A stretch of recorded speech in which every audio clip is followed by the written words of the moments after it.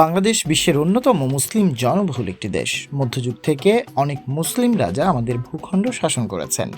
অসংখ্য প্রাসাদ, মসজিদ ও দুর্গ নির্মিত হয়েছে এই সময়গুলোতে।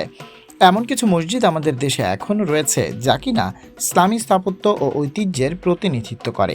আমাদের আজকের ভিডিওতে এমনই 5টি মসজিদ নিয়ে জানাবো আপনাদের। বাইতুল মোকাররম জাতীয় মসজিদ। বাইতুল মোকাররম জাতীয় মসজিদের উচ্চতা প্রায় 99 ফুট। এটি 8 তলা বিশিষ্ট একটি মসজিদ। বাইতুল মোকাররম বাংলাদেশের জাতীয় মসজিদও বটে। একজন মুসলিম ভ্রমণকারীকে ঢাকা সফরের সময় এই মসজিদটি অবশ্যই দেখতে হবে। এই মসজিদের স্থাপত্য মুঘল আদলে নির্মিত হয়েছে। এই মসজিদের বিশেষ বৈশিষ্ট্য হল এর ঘনক্ষেত্র আকৃতি মক্কার পবিত্র কাবা ঘরের অনুরূপ। 60 গম্বুজ মসজিদ। বাগেরহাটে অবস্থিত এই মসজিদটি নির্মাণ করেন খান জাহান আলী। ইউনেস্কোর বিশ্ব ঐতিহ্যবাহী স্থান হিসেবে স্বীকৃত এই মসজিদটি 2000 জনেরও বেশি মুসল্লি একসাথে নামাজ পড়তে পারেন এখানে। এটি বাংলাদেশের প্রাচীনতম মসজিদগুলোর মধ্যে অন্যতম একটি। একবার আপনি মসজিদে প্রবেশ করলে শীতল পরিবেশ পাবেন, যা আপনাকে শারীরিক এবং মানসিক প্রশান্তি প্রদান করবে। কুসুম্বা মসজিদ। নওগাঁ জেলার মান্দা উপজেলার আত্রাই নদীর পশ্চিম তীরে অবস্থিত কুসুম্বা গ্রাম। এই গ্রামের নামানুসারেই কুসুম্বা মসজিদের নামকরণ করা হয়েছে। এটি একটি সুলতানের শাসনামলে নির্মিত হয়েছিল। জানা গিয়েছে এটি সুলতান গিয়াসউদ্দিন বাহাদুর শাহর সময় নির্মিত হয়েছিল।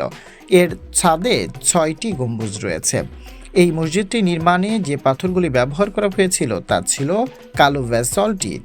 এগুলো বিহার থেকে জলপথে নিয়ে আসা হয়েছিল। বাঘা মসজিদ। রাজশাহী থেকে প্রায় 40 কিলোমিটার দক্ষিণ পূর্বে বাঘায় অবস্থিত বাঘা মসজিদটি। এটি একটি গম্বুজ আকৃতির মসজিদ। মসজিদটি ফুল, নিদর্শন এবং অন্যান্য সুন্দর জিনিসের মতো প্রচুর পোড়ামাটির শিল্পে আচ্ছাদিত। পোড়ামাটির শিল্পের বেশিরভাগই ফুলের নকশা। এই মসজিদটি 1523 সালে সুলতান নুসরাত শাহ হোসেন শাহের আমলে নির্মিত হয়েছিল। ছোট সোনা মসজিদ। ছোট সোনা মসজিদ চাঁপাইনবাবগঞ্জ জেলায় অবস্থিত। কেন্দ্রীয় প্রবেশ পথে এখনও সংযুক্ত একটি শিলালিপি ফলক রয়েছে। এটি অনুসারে মসজিদটি মজলিস আল মাজালিস মজলিস মনসুর ওয়ালি মোহাম্মদ বিন আলী দ্বারা প্রতিষ্ঠিত হয়েছিল। মসজিদটির অলঙ্করণের কারণে এটি সামনে গেলেই সবাই মুগ্ধ হয়ে যায়।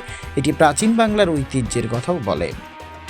আপনি যদি এ পর্যন্ত আমাদের ভিডিওটি দেখে থাকেন তাহলে অবশ্যই লাইক, শেয়ার দিয়ে আমাদের সাথেই থাকুন।